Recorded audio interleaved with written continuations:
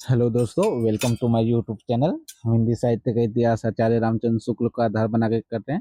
इस क्रम में हम काव्य खंड एक का पुरानी धारा और अन्य कवि से करते हैं, और दूसरा प्रकरण नई धारा प्रथम उत्थान से जितने महत्वपूर्ण प्रश्न बनते हैं तो उससे देखेंगे। ये ज़्यादा बड़ा प्रकरण नहीं है, तो आइए शुरू करते हैं। इसमें ज़्यादा आपको प्रश्न देखने को नहीं मिलेगा। तो पहला प्रश्न इस प्रकार है, भारत सौभाग्य नाटक में ये कथन कौन बोलता है या कौन कहता है? आज लो रही अनेक भांति धीर धरी के, पेन भाव मोही बैठानो सो मोन मारी के, जाती हाँ चली वहीं सरस्वती गई जहाँ। ये जो कथन है वो कौन कहता है? ऑप्शन है Saraswati, option B Lakshmi, option C Durga, और ऑप्शन डी इनमें से कोई नहीं। तो इसका आंसर क्या होगा? तो इसका जो आंसर होगा वो ऑप्शन सी से ही हो जाएगा, दुर्गा। जो दुर्गा है वो एक, ये जो नाटक है वो किसका नाटक है? भारत सौभाग्य। तो भारत सौभाग्य जो नाटक है बद्री नारायण चौधरी प्रेमधन की है। ये एक बहुत ही सशक्त नाटक है। इसमें भारत में देवियों को भारत से जाने का क्रम दिखाया गया है। तो इसी क्रम में सरस्वती लक्ष्मी जाती है, तो वही जब दुर्गा जाती है तो वो भी बोलती है कि आज लो रही अनेक भांति धीर धरी के, पे ना भाव मोही बैठनो सो मौन मारी के, जाती हो चली वहीं सरस्वती गई जहाँ। ये पंक्ति, इसका जो आंसर हो जाएगा वो ऑप्शन सी हो जाएगा। ठीक है। अगला प्रश्न, प्रश्न संख्या 2। भारत सौभाग्य नाटक चाहे खेलने योग्य ना हो, पर देश दशा पर वैसा बड़ा अनूठा और मनोरंजक नाटक दूसरा नहीं लिखा गया, ये कथन किसका है? तो ऑप्शन आपके सामने दिया गया है, तो आपको बताना है कि इसका आंसर क्या होगा। तो अगर आप इसका आंसर ऑप्शन बी लगा रहे हैं, आचार्य रामचंद्र शुक्ल, तो आप सही हैं। ये आचार्य रामचंद्र शुक्ल के विषय में, आचार्य रामचंद्र शुक्ल जी कहते हैं इसके विषय में। तो बद्रीनारायण चौधरी के जो नाटक है भारत सौभाग्य, ये ध्यान रखिएगा कि भारत सौभाग्य जो नाटक है किसका नाटक है? तो बद्रीनारायण चौधरी प्रेमधन की। ठीक है। अगला प्रश्न, प्रश्न संख्या 3। यहाँ भूप उपनाम से कौन रचना करता था, आपको बताना है। ऑप्शन आपके सामने। ऑप्शन ए है Ayodhya Singh Upadhyay, option B doctor Pitambar Dutt Barthwal, option C Rai Devi Prasad, और ऑप्शन डी लाला सीताराम। तो इसका आंसर क्या होगा? तो राय देवी प्रसाद जो देवी प्रसाद ने ये किस उपनाम से लिखते थे? तो ये पूर्ण नाम से लिखते थे। ठीक है, पूर्ण नाम से। और इसका जो आंसर हो जाएगा वो ऑप्शन डी से ही हो जाएगा, लाला सीताराम। लाला सीताराम जो थे वो किस नाम से लिखते थे? तो भूप नाम से लिखते थे। किस नाम से लिखते थे? भूप नाम से। ठीक है, तो इसका आंसर क्या हो जाएगा? ऑप्शन डी से ही हो जाएगा। अगला प्रश्न, प्रश्न संख्या 4। निम्नलिखित कथनों पर विचार कीजिए। तो इसका आंसर क्या होगा? तो जो पहला कथन है वो कहता है लाला सीताराम नई धारा के भीतर आते हैं। कथन 2 है रघुवंश का अनुवाद इन्होंने दोहा चौपाइयों में और मेघदूत का घनाक्षरी में किया है। तो इसका आंसर क्या होगा? ऑप्शन ए है कथन 1 और कथन 2 दोनों सही है, ऑप्शन बी है कथन 1 और कथन 2 दोनों गलत है, ऑप्शन सी है कथन 1 सही है लेकिन कथन 2 गलत है, और ऑप्शन डी कहता है कथन 1 गलत है लेकिन कथन 2 सही है। तो इसका आंसर क्या होगा? तो जो पहला कथन है लाला सीताराम नई धारा के भीतर आते हैं, ये गलत हो जाएगा। गलत इसलिए हो जाएगा कि लाला सीताराम नई धारा के अंदर नहीं आते। किस धारा के अंतर्गत आते हैं? तो पुरानी धारा के अंतर्गत आते हैं, पुरानी धारा। ठीक। और दूसरा कथन कहता है रघुवंश का अनुवाद इन्होंने दोहे चौपाई में मेघदूत और घनाक्षरी में किया है। तो इन्होंने दो चीजें यहाँ पे, जो रघुवंश है और एक रचना है मेघदूत, तो इनका अनुवाद करते हैं। तो जो रघुवंश का किस में करते हैं? तो दोहे चौपाई में करते हैं, और मेघदूत का घनाक्षरी में करते हैं। तो मेघदूत जो रचना है इसका अलग अलग लोगों ने अलग अलग छंद में अनुवाद किए हैं। तो ये ध्यान रखिएगा कि जो घनाक्षरी है उसमें किसने अनुवाद किया? तो लाला सीताराम। तो इसका जो आंसर हो जाएगा तो क्या होगा? एक गलत है, दो सही है। तो इसका जो आंसर हो जाएगा ऑप्शन डी सही हो जाएगा। ठीक है। अगला प्रश्न, प्रश्न संख्या 5। कहाँ हो हे हमारे राम प्यारे, किधर तुम छोड़कर हमको सिधारे, बुढ़ापे में ये दुख भी देखना था, इसी को देखने को मैं बचा था। ये जो कथन है वो किसका है? ये बहुत ही प्रसिद्ध कथन है। तो इसका आंसर क्या होगा? Option A Ambika Datt Vyas, option B Badri Narayan Chaudhary, option C Bharatendu और ऑप्शन डी प्रताप नारायण मिश्र। इस प्रश्न का आंसर मैं नहीं दूंगा, इसका आप आंसर जो है कमेंट में बताइएगा कि इसका आंसर क्या होगा। ठीक है। अगला प्रश्न, प्रश्न संख्या 6। अयोध्या प्रसाद खत्री ने कौन सी स्टाइल की बात की है? तो अयोध्या प्रसाद खत्री जो है, हिंदी के जब आंदोलन शुरू होता है तो वो अलग अलग स्टाइल की बात करते हैं। तो आपको बताना है कि इनमें से कौन से स्टाइल की वो चर्चा नहीं करते हैं। ठीक है। एक है मौलवी स्टाइल, बी मुंशी स्टाइल, ऑप्शन 3 पंडित स्टाइल, और 4 मास्टर स्टाइल। तो इसका आंसर क्या होगा? इस ऑप्शन आप देख लीजिए, ऑप्शन जो आपके सामने है, ऑप्शन ए है 1 2 3 और 4, ऑप्शन बी 1 2 और 3, और ऑप्शन सी 3 और 4, और ऑप्शन डी हो जाएगा 1 2 और 4। तो इसका आंसर क्या होगा? तो इसका जो आंसर हो जाएगा वो ऑप्शन ए सही हो जाएगा। ये कुल मिला के 5 प्रकार के स्टाइलों की बात करते हैं। कितने? 5। लेकिन आचार्य रामचंद्र शुक्ल अपने पुस्तक में 4 स्टाइल के जिक्र करते हैं, जैसे मौलवी स्टाइल, मुंशी स्टाइल, पंडित स्टाइल और मास्टर स्टाइल। ठीक है, तो ये ध्यान रखिएगा। इनकी एक पुस्तक है खरी बोली आंदोलन। क्या है? खरी बोली आंदोलन। ठीक है, इनकी पुस्तक है। तो ये अयोध्या प्रसाद खत्री है। ठीक है, ये कहाँ के रहने वाले थे? तो मुजफ्फरपुर के रहने वाले थे। तो दो चीजें, एक अयोध्या प्रसाद खत्री है, एक अयोध्या प्रसाद हरियोध है। तो वो दोनों अलग है। एक ये कहाँ के है? एक मुजफ्फरनगर है, एक मुजफ्फरपुर है। तो ये मुजफ्फरपुर के रहने वाले थे। ठीक है, तो इसका जो आंसर हो जाएगा ऑप्शन ए सही हो जाएगा। अगला प्रश्न, प्रश्न संख्या 7। नीचे दो कथन दिए गए, उन पर विचार कीजिए। तो पहला कथन कहता है, एक आंदोलन आंदोलन ही खड़ा हुआ, मुजफ्फरपुर के बाबू अयोध्या प्रसाद खत्री खरी बोली के झंडा लेकर चले। दूसरा कथन कहता है, बाबू अयोध्या प्रसाद खत्री कहते हैं कि खरी बोली में अच्छी कविता नहीं हो सकती, क्या आप भी कहते हैं? यदि नहीं तो मेरी सहायता कीजिए।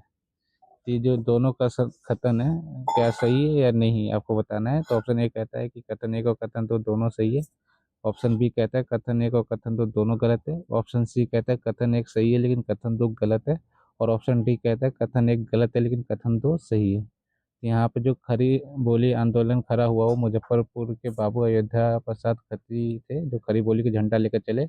ये सही हो जाएगा। दूसरा, बाबू अयोध्या प्रसाद खत्री कहते हैं कि खरी बोली में अच्छी कविता नहीं हो सकती, क्या आप भी यही कहते हैं? यदि नहीं तो मेरी सहायता कीजिए। तो ये भी सही है, क्योंकि बाबू अयोध्या प्रसाद खत्री जो है खरी बोली आंदोलन के झंडा लेकर चलते हैं, और वो लोग जो कहते हैं कि खरी बोली में अच्छी कविता नहीं हो सकती, तो इसका वो विरोध करते हुए पूछते हैं कि क्या, अगर आप भी ऐसा कहते हैं, अगर नहीं कहते तो आप मेरा साथ दे दिए। तो यहाँ पे क्या आ जाएगा? इसका जो आंसर हो जाएगा वो ऑप्शन ए सही हो जाएगा। दोनों ही कथन यहाँ पे सही है। ठीक। अगला प्रश्न, प्रश्न संख्या 8। 8 कहता है, कहाँ करुणानिधि केशव सोए, जागत नहीं अनेक जतन करी भारतवासी रोए। तो ये पंक्ति किस नाटक से ली गई है? तो ये जो पंक्ति है किसकी है, आपको बताना है। ऑप्शन ए भारत दुर्दशा, ऑप्शन बी नील देवी, ऑप्शन सी अंधेर नगरी, और ऑप्शन डी सती प्रताप। ठीक। तो ये जो चारों नाटक है वो किसके हैं? तो ये जो चारों नाटक है भारतेंदु हरिश्चंद्र के हैं। ठीक है, भारतेंदु के हैं। ठीक है, जिसमें भारत दुर्दशा, नील देवी, अंधेर नगरी, सती प्रताप, कुल इन्होंने मिलाकर कितनी रचनाएं लिखी थी? तो इन्होंने 17 नाटकों की रचना की है, जिसमें अनुवाद और मौलिक रचनाओं को मिलाकर 70 नाटक रचते हैं। ठीक है, तो भारत दुर्दशा का जो प्रकाशन वर्ष है कितना है? नील देवी का कितना है? अंधेर नगरी का कितना है? भारत दुर्दशा का जो रचना काल है 1880 है। नील देवी 1881 है।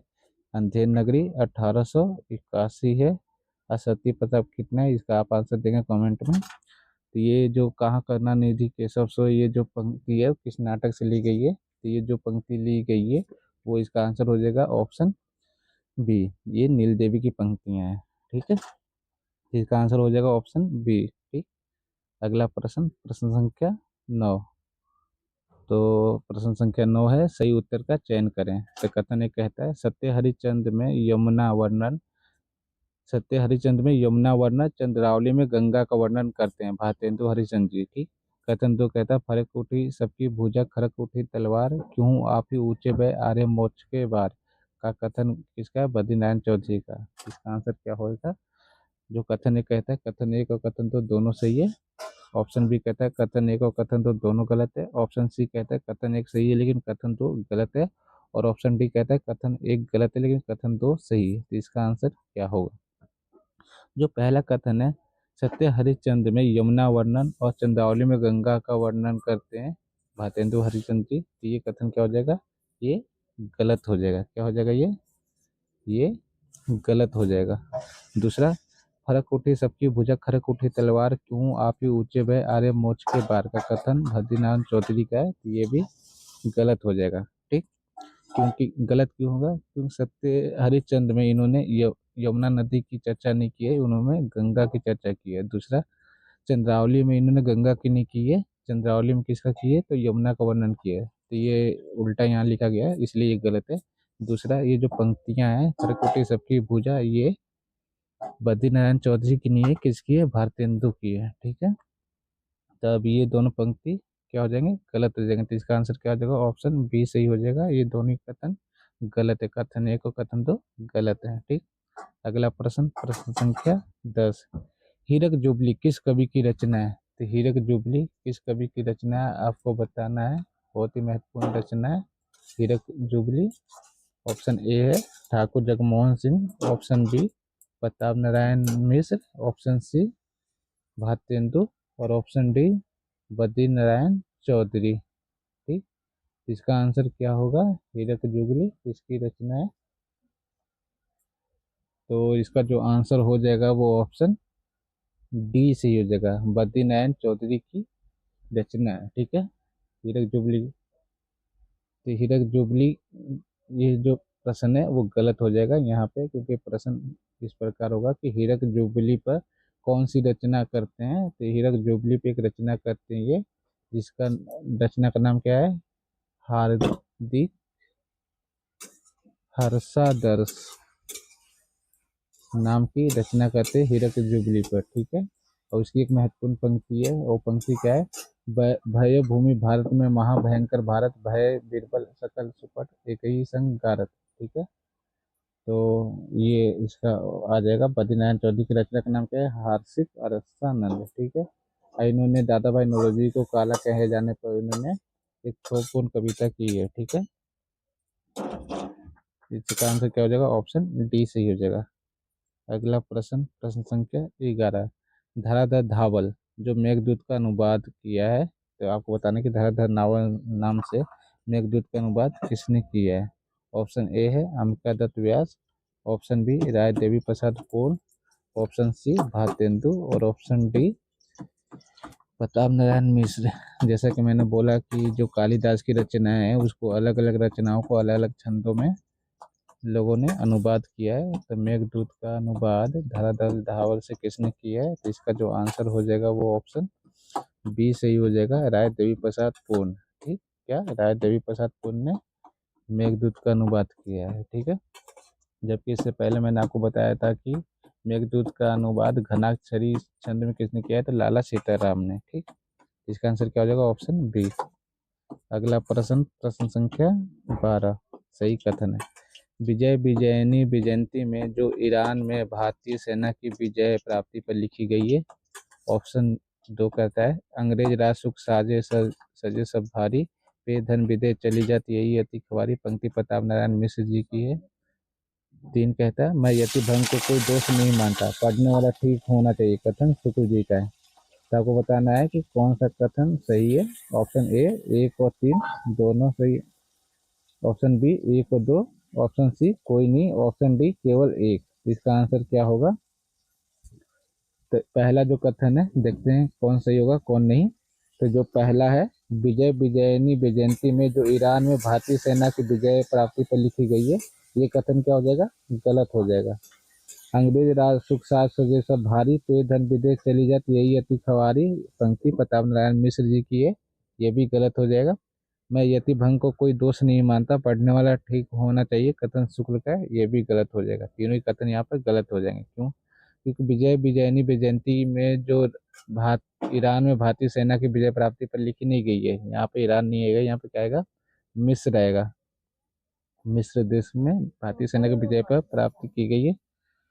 दूसरा कथन है, अंग्रेज राज सुख साथ सजे सब भारी, पे धन विदे चली जाए तती खवारी। पंक्ति प्रताप नारायण मिश्र की नहीं है, इसकी है तो भारतेंदु की है, भारतेंदु की है। तीसरा, मैं यतिभंग को कोई दोष नहीं मानता, पढ़ने वाला ठीक होना चाहिए, कथन शुक्ल की नहीं है। ये कथन किसकी है? बद्री नारायण चौधरी, बद्री नारायण चौधरी प्रेम घन की है। ठीक है, तो यहाँ पर आंसर क्या हो जाएगा? तो ऑप्शन सी सी हो जाएगा, कोई यहाँ पे सही नहीं है। ठीक है, अगला प्रश्न, प्रश्न संख्या 13। तो श्री वियोगी हरि कवि की रचना है, तो यहाँ आपको बताना है कि श्री वियोगी हरि जो है उनकी रचनाएं कौन कौन सी है। ठीक, और एक दुलारे दोहावली, दो प्रेम पथिक, सॉरी प्रेम शतक, तीन प्रेम पथिक, चार प्रेमांजलि, पांच वीर सत्सई। ऑप्शन आपके सामने कोड के माध्यम से आंसर देना है। ऑप्शन ए कहता है 1 2 और 3 सही है, ऑप्शन बी कहता है 2 3 4 और 5 सही है, ऑप्शन सी कहता है 1 और 5 सही है, ऑप्शन डी कहता है 1 2 4 और 5 सही है। तो इसका आंसर क्या होगा? तो श्री वियोगी हरि की कवि, श्री वियोगी हरि कवि की रचना है, तो जो पहला है वो गलत हो जाएगा, क्योंकि दुलारे दोहावली इनकी रचना नहीं है। दुलारे दोहावली किसकी रचना है? ये दुलारे लाल भार्गव, दुलारे लाल भार्गव, भार्गव की रचना है। ठीक, प्रेम शतक ये सही हो जाएगा, प्रेम पथिक ये सही हो जाएगा, प्रेमांजलि ये भी सही हो जाएगा, वीर सत्र ये भी सही हो जाएगा। बाकी वीर सत्सई इनकी वियोगी हरि की बहुत ही प्रसिद्ध रचना है। ठीक है, इसमें किसको आधार बना कर रचा गया है? तो भारत के प्रसिद्ध वीरों की प्रशस्ति का गान किया गया वीर सत्सई में। ठीक है, इनकी और जो छुटपुट जो प्रसिद्ध रचनाएं हुई है उसमें चरखे की गूंज, चरखा स्रोत और सहयोग बिना, ये तीन रचनाएं भी महत्वपूर्ण है, ये ध्यान दीजिएगा। तो इसका जो आंसर क्या हो जाएगा? इसका आंसर हो जाएगा ऑप्शन बी सही हो जाएगा। ठीक है, ऑप्शन बी सही हो जाएगा, पहला छोड़ के 2 3 4 और 5 सही हो जाएंगे। ठीक है, अगला प्रश्न, प्रश्न संख्या 14। पंडित प्रताप नारायण मिश्र की रचना है, तो पंडित प्रताप नारायण मिश्र की कौन सी रचना है? कोड के माध्यम से आपको आंसर देना है। हरगंगा, चित्तायन, बुढ़ापा, हिंदी हिंदू हिंदुस्तान और हिंदी की हिमायत। तो कोड के माध्यम से आपको उत्तर देना है। इसका आंसर ऑप्शन देख लीजिए। ऑप्शन ए कहता है केवल 4 और 3, बी कहता है 1 2 और 3, सी कहता है 1 2 3 और 5, डी कहता है 1 2 3 और 4। तो इसका आंसर क्या हो जाएगा? तो प्रताप नारायण मिश्र की जो रचना है वो कौन हो गया? तो हरगंगा इनकी रचना है, चित्तायन इनकी रचना है, बुढ़ापा इनकी रचना है, हिंदी हिंदी हिंदू हिंदुस्तान इनकी रचना नहीं है, ये एक पंक्ति है कविता की। ठीक है, हिंदू हिंदू हिंदुस्तान और हिंदी की हिमायत ये इनकी रचना है। तो इसका आंसर क्या हो जाएगा? तो 1 2 3 और 5, 1 2 3 और 5 किस में आ जाएंगे? तो 1 2 3 और 5, तो इसका जो आंसर हो जाएगा ऑप्शन सी हो जाएगा सही। ठीक है, अगला प्रश्न, प्रश्न संख्या 15। सही कथन है। एक कहता है रत्नाकर ने हरिश्चंद्र, गंगा अवतरण और उद्धव शतक नाम के 3 बहुत ही सुंदर काव्य खंड लिखे। 2 कहता है काव्य संबंधी एक पत्रिका भी इन्होंने कुछ दिनों तक निकाली थी। 3 कहता है बाबू जगन्नाथ दास रत्नाकर ब्रज भाषा की पुरानी परिपाटी के कवियों में रत्नाकर जी का स्थान बहुत ही ऊंचा माना जाता है। तो क्या सही होगा? तो देखते हैं, पहला कथन जो है रत्नाकर ने हरिश्चंद्र, गंगा अवतरण और उद्धव शतक नाम के 3 बहुत ही सुंदर खंड काव्य लिखे, ये गलत हो जाएगा। क्या हो जाएगा? ये गलत हो जाएगा, क्योंकि ये जो है ये रचना तो लिखते हैं हरिश्चंद्र, गंगा अवतरण और उद्धव शतक, लेकिन ये जो है खंड काव्य ना होकर क्या होगा? ये प्रबंध काव्य होता है। क्या? प्रबंध काव्य। ठीक, दूसरा काव्य संबंधी एक पत्रिका भी इन्होंने कई दिन तक निकाली, तो ये सही हो जाएगा, इन्होंने एक पत्रिका का संपादन किया जिसका नाम क्या है?